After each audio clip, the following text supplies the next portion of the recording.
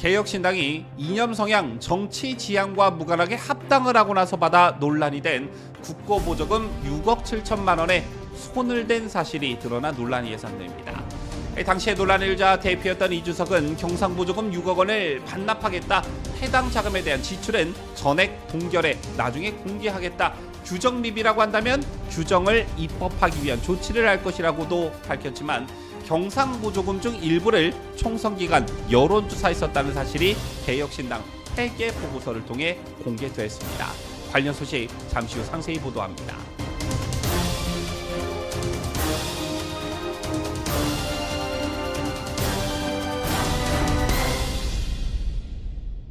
시청자 여러분 안녕하십니까? 뉴스데일리 베스트 비네커입니다. 지난 총선을 기억하실 테지만 때 아닌 경상보조금이 논란이 일었던 적이 있었습니다. 양정숙 영입 전 기준에 따르면 개혁신당이 선관위로부터 받을 수 있었던 경상보조금은 3천만 원에서 4천만 원에 불과했습니다. 자, 그런데 개혁신당은 더불어민주당에서 부동산 투기 의혹 때문에 제명돼 무소속 비례대표로 표류하던 양정숙 당시 의원을 보조금 수령일 하루 전에 영입해 의석 5석을 기어코 만들었지요. 이에 따라 개혁신당은 정확히 국민세금 6억 6,654만 9천 원을 2024년도 1분기 경상보조금으로 챙길 수가 있었습니다.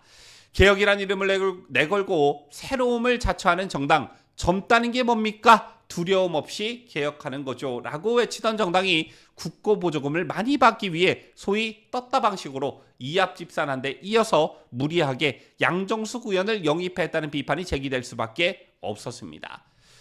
결국 개혁신당 계좌에 보조금이 입금이 됐고 돈이 생기자 당 내부에서는 그전과 다른 기류가 형성됐지요.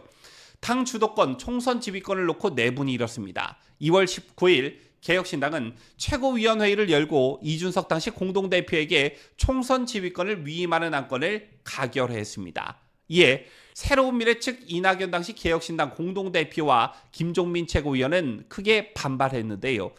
사실상 김종인을 데려오기 위해 이낙연을 지워버리려는 의도라는 것이 당시 이낙연 측의 반발의 요지였습니다.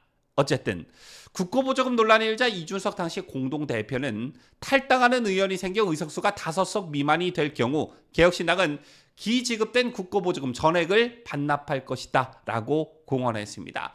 그리고 다음날 이낙연 공동대표가 새로운 미래로 돌아가겠다고 밝혔고 김종민 최고위원도 개혁신당을 탈당했습니다. 이에 따라 개혁신당 의석은 4석이 됐는데요. 이후 보조금 반환 여론이 고조됐지만 선관위는 난감해했습니다. 정치자금법에 따르면 정당 보조금은 회계 보고를 허위 누락할 경우 감액되거나 보조금 지급 이후 정당이 해산 혹은 등록이 취소된 경우 반환해야 한다라고만 규정하고 있기 때문에 개혁신당의 경우처럼 보조금 지급 직후 소속 국회의원이 줄었다는 사유로 선관위가 임의로 이를 환수하거나 정당이 반납할 수는 없기 때문이었습니다. 자, 그럼에도 불구하고 논란이 증폭되자 이준석은 국회 소통관에서 기자회견까지 열고 경상보조금 6억 원을 반납하겠다라고 밝혔습니다. 반납 무지가 있는 상황에서 규정이 없다면 동결할 것이고 기부금 등 즉각 지출할 수 있다면 그렇게 하겠다라며 전액 동결에 공개하도록 하겠다는 입장을 내놓은 바 있지요. 제2회도 이준석은 수차례 동결 또는 법 개정 후 반납을 공언했는데요. 그러자 당시 국민의힘 비상대책위원장을 맡고 있던 한동훈 위원장도 논란에 가세했습니다. 보조금 사기가 적발됐으면 토해내는 게 맞다라면서 제도가 없으니까 반납 안 하겠다? 제도가 없지 않다. 성의 있고 진정성이 있으면 할 수 있다라며 당비 모아 6억 6천만 원 기부하는 방법도 있다라고 제안한 바 있습니다. 또한 어차피 급조된 정당이기 때문에 자진 해산할 경우 국고에 반납되는 방법도 있다라면서 해산 후 재창당하면 된다라는 일종의 제안도 했었습니다. 결국 의지의 문제라는 것이죠.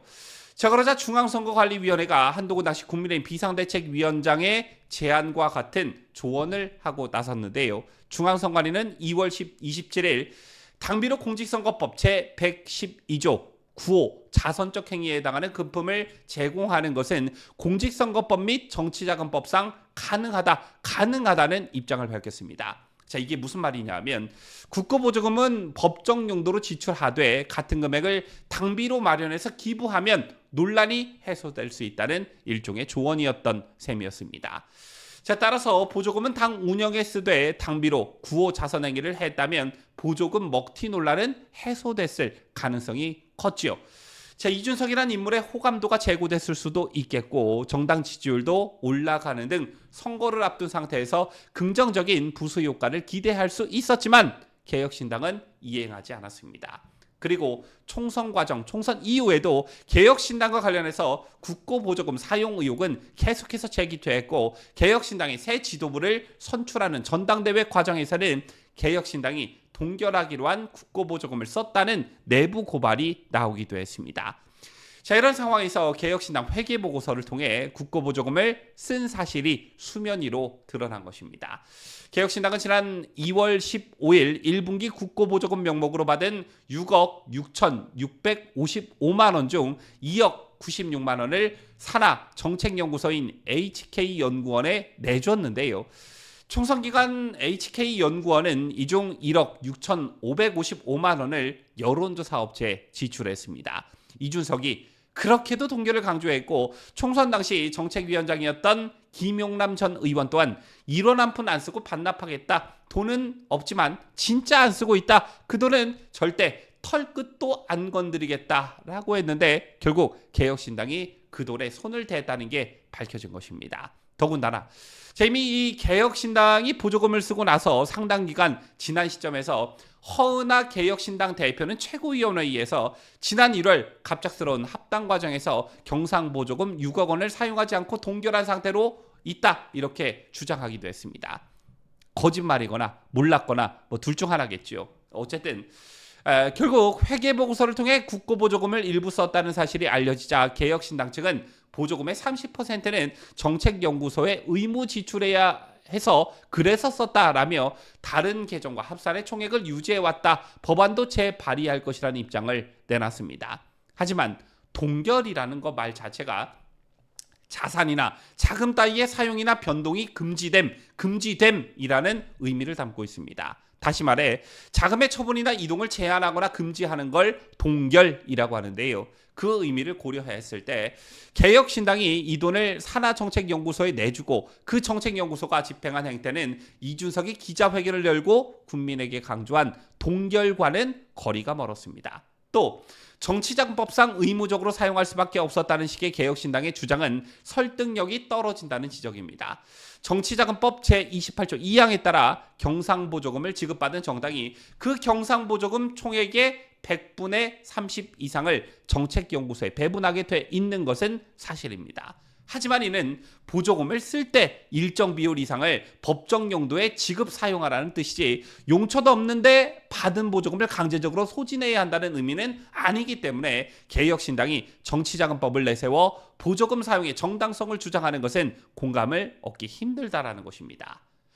이런 사실과 관련한 이준석의 입장을 듣기 위해 이 문제를 심층 보도한 월간조선이 질의서를 보내봤다고 하는데요. 이에 이준석 측은 해당 질문에 대한 답변은 의원실에서 할 수 없다는 내용이 아니다. 의원실에서 할 수 있는 내용이 아니다라면서 앞으로 어떻게 할지는 2기 당 지도부가 해야 할 일이지 전직 당대표가 이래라 저래라 할 부분은 아니다라는 입장을 밝혔다고 합니다.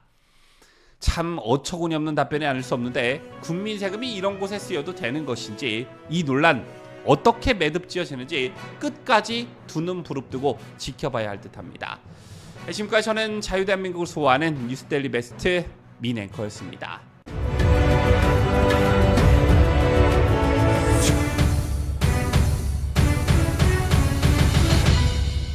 함께해요. 뉴스데일리 베스트.